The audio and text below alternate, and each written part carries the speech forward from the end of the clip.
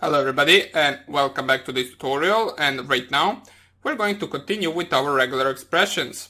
Now what we did in the previous video is we took a simple look at some of the regular expressions to extract phone numbers, emails, and right now we're going to see our different available options using Regex. So open up your idle right here, make sure to enlarge it, or I should make sure to enlarge it so you can see everything better. And right now we're going to take a look at some of the different characters that we can use in Regex. So for example, using this character, which is the upper vertical line, what we can do is we can use it to find one of two specified matches. Now what I mean by that is it will put first thing it finds as a match and not the second thing. Such as, for example, if we have a Regex world, first of all, we need to import RE. And if we have a regex that is, for example, equal to re.compile, and what we're searching for in this regex is, let's say, one of the two words. So, for example, we have, first of all, specify R for the regular expression, and in between the single quotes, let's say we're searching for two words. One of them is hello, and the second one is world.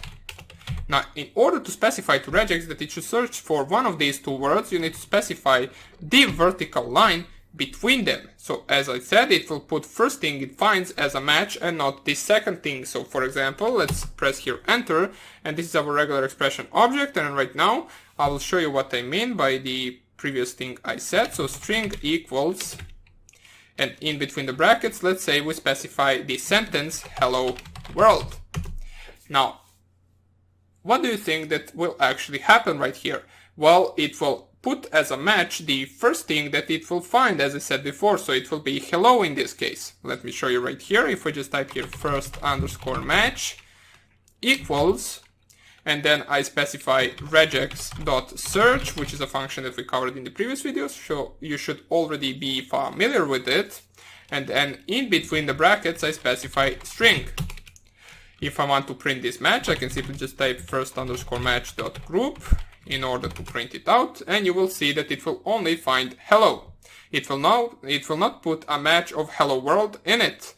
But if we want to, for example, reverse this in a different order, you can simply just type here string1 to be equal, and then we will use the same actual string, just we will reverse the actual word. So we will type here world hello.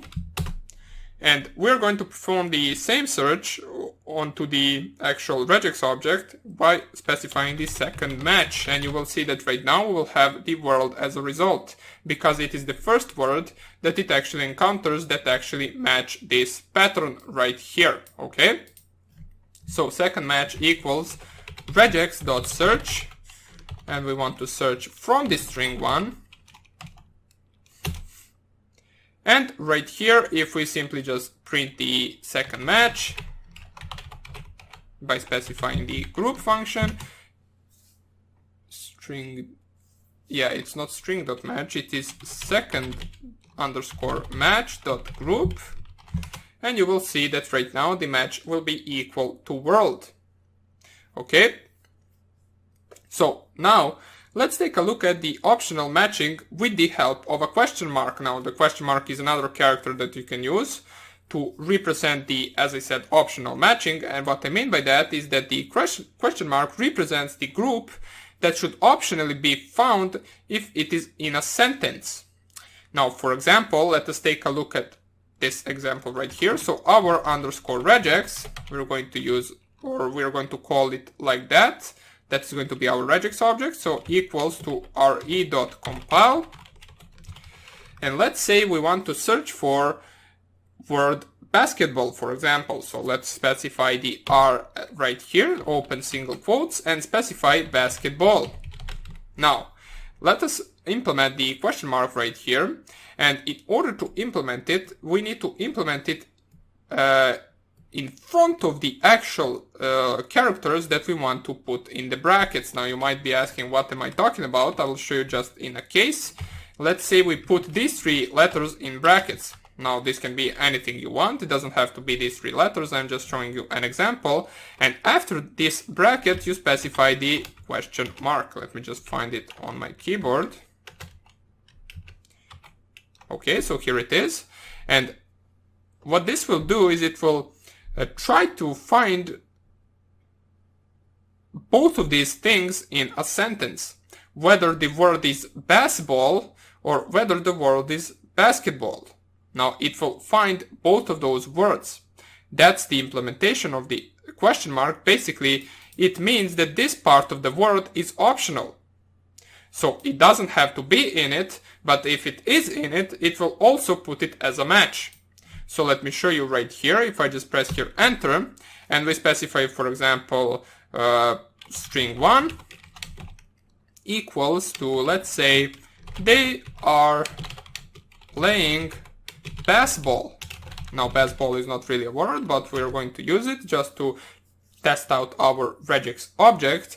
And in order to match with this, we can simply just type here match1 equals, and then we will use our regex object, so our underscore regex dot search, and we're going to search from the string 1. If I just press here enter and try to print the match.group, you will see that we will find the word basketball. But if we have a string 2, for example, that says they are playing basketball, and we have a match2 that is going to be equal to our underscore regex object dot search, and we search from the string 2. And we once again print this actual object or this actual match right here, you will see that it will also find basketball. So once again, this exclamation mark this question mark right here represents or it is put in front of the actual optional line that should be found in a match, but it doesn't have to be in it, if you understand what I'm saying. So what we are going to do right now is we can take a look at the example of this with a phone number. So let's say user of program doesn't want to enter the code that represents the area code or the vendor code of a phone number. We can handle it like this. So for example, let me just restart this. So we have new open and clean idle right here. I will import RE. And let's say we have a phone underscore number, which is going to be once again our regular expression object. It is going to be equal to re.compile r, and then in between the single quotes, we are going to use the question mark to actually put the first 3 digits as optional. So we can do that just by simply opening up brackets, specifying backslash d backslash d, which we know by now that it represents digits. And we also need to specify the dash right here, and you will see in just a second why. And after this open and close brackets, we specify the question mark. So it means that all of this before it will be optional. Then afterwards, we specify backslash d for the second 3 numbers, and then dash. And then once again, we specify backslash d 4 times. So backslash d. And this is going to be our pattern. Now, before we begin, let us go over this one more time. So we specify the R for the regular expression. We open and close single quotes. And there we specify in between the brackets the backslash d dash. So if we have a phone number that is something like this, 065-555-5555, we consider this part as a vendor code, but we also need to use this dash with it in case the user only specifies this as a phone number. We don't really want to leave this dash in it because then it would be incorrect. So we want to also use this as a part of the optional phone number, okay? Because otherwise it will not find the phone number. So let us delete this. And right now what we are going to do is we are going to perform the search for a phone number. So match1 is going to be equal to phone underscore number dot search. And let's say in between the brackets, we specify a string that says my number is, And let's try with the, first of all, with the vendor code. So 065 or 4, doesn't even matter, 065-555-5555. Okay, then we can add dot as the end of the sentence, press here enter, and if we try to print this, so match one dot group, open and close bracket, you will see that it will find the entire phone number. But if, for example, for some reason the user only specifies the actual phone number without the area or the vendor code, it will also find that one as well. So phone underscore number dot search, and here we specify, oops, here we specify the same sentence but without the area code. So my number is 555-5555. Press here enter, and if we try to print it, you will see it will find that one as well. So it does find matches. Now you can also use the find all function that we took a look at before to find both of the phone numbers, even though if they are different. So for example, match 3 is going to be equal to phone underscore number dot find all in this sentence right here. So right here we have, I have two phone numbers, 065-555-5555 and 444-4444. Press here enter, and match 3, if we just simply print it, let me just check. Oh yeah, it will not work right here. Yeah, because it will only try to find this right here. So let me just try it like this, if I just copy this. But I don't think that will change anything if we just simply add it right here. Add the regular expression right after it.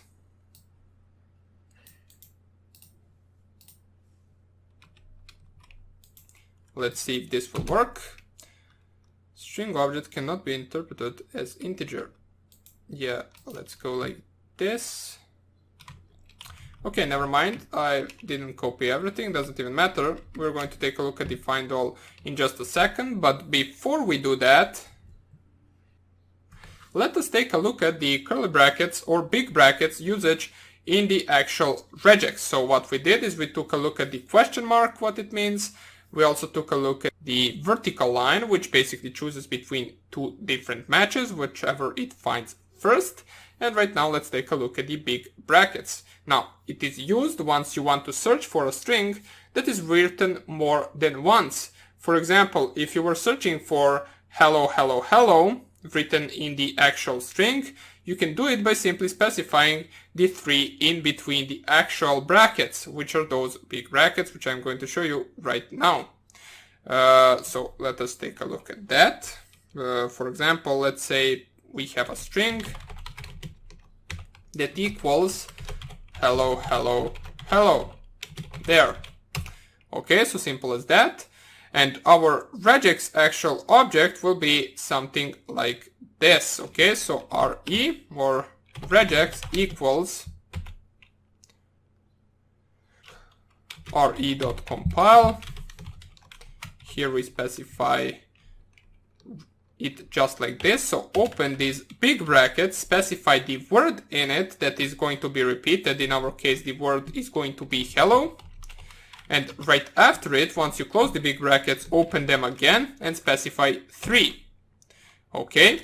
Simply just specifying this, it means that it is going to search for a string that has this word printed out 3 times, one after each other. So for example, right now, if we want to check for the match, we can simply just type here match equals and then regex.search, and we want to search from this string. Then if we just type here match.group, you will see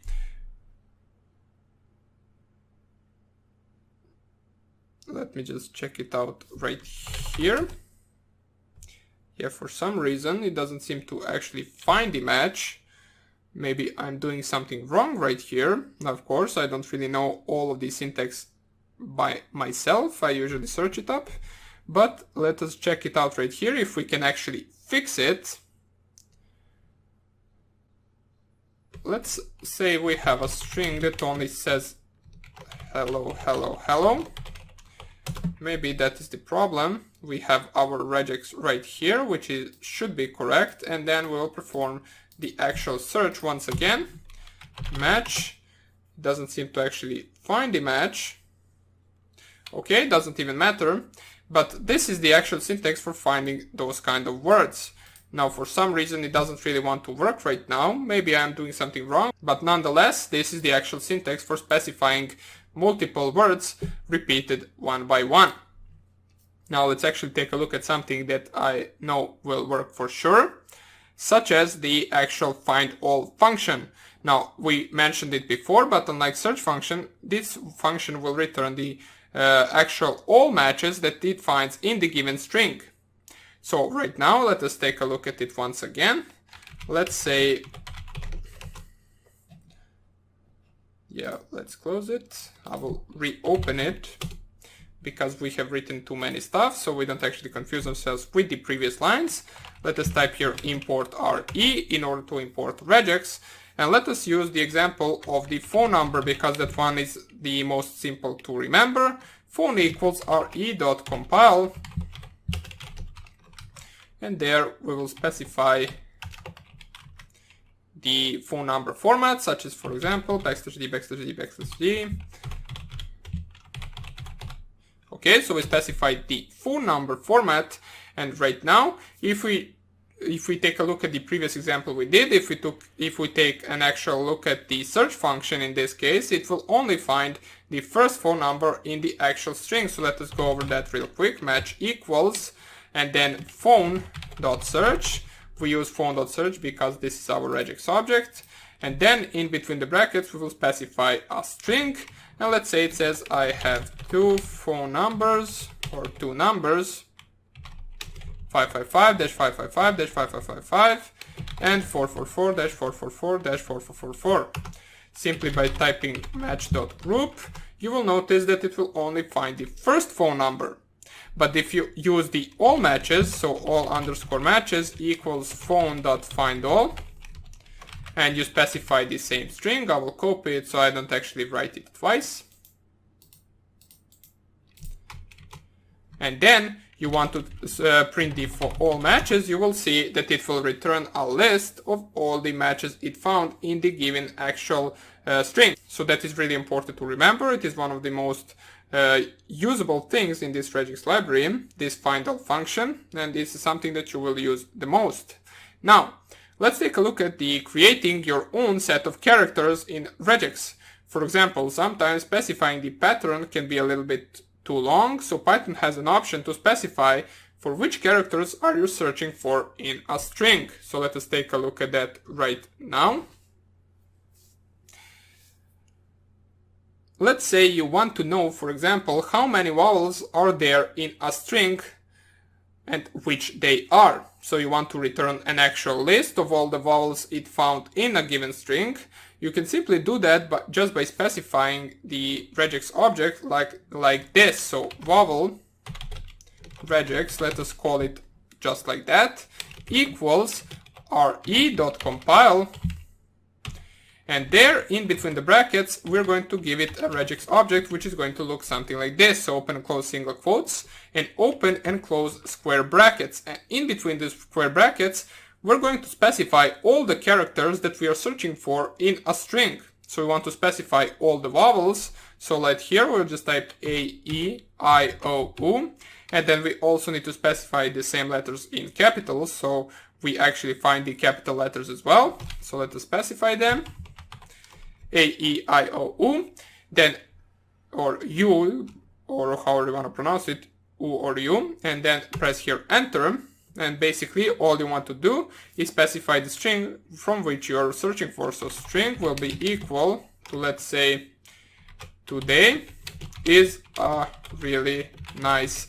And just so we can check whether the capital letters work as well, we'll specify the A with the capital A, and then we'll press here enter, and we're going to perform the find all function with our regex object. So vowel regex.findAll, and there we'll specify string.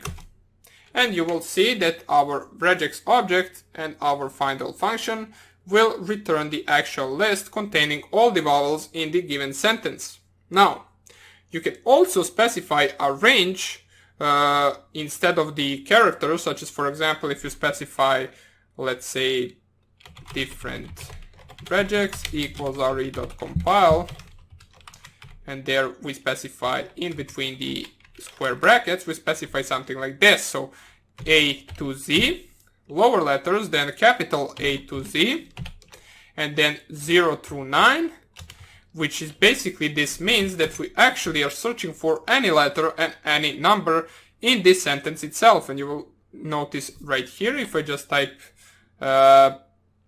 different regex.findAll from the same string as before, you will see that it will actually find the entire string, just it will return it in a list which elements are going to be the string characters, as we can see right here. Today is a really nice day, with capital A as well. So this syntax right here will return every character and every letter, and every number there is. Such as, for example, you can also specify, instead of A to Z, you can specify A through C. It doesn't have to be the entire alphabet. You can specify something like this, and that will work as well. Okay? Now, if you want to check for Python regex online, you can take a look at the website https and then pytex.org. And I will show you right now. If you just open this up, go to pytex.org. This website right here is basically, there isn't really much to it. What you have right here is basically two prompts right here to import the regular expression and to also import the test string. And just to make sure that it works, let us import our regular expression, which is going to be this one, without R, I believe. We'll check it out. Paste it right here, and then also paste the sentence, and it should return all the vowels in this sentence. Copy our test string, and then regular, let me see where the actual matches are. Let's go like this, because apparently we need to specify the actual R. Let me just see how this works. Haven't really... Okay, so here it is. It for some reason didn't want to find it before, but right now it does find it. As we can see, it found all the actual vowels in this sentence. So this is a website you can use in order to practice your regex. There are some other options right here that we're going to take a look at later on, but for now this will be more than enough. Okay, so I just wanted to show you that you have this website to use if you want to, and that would be about it for this tutorial. I hope you enjoyed it, and we're going to continue coding and learning regex in the next tutorial. Hope I see you there, and take care. Bye.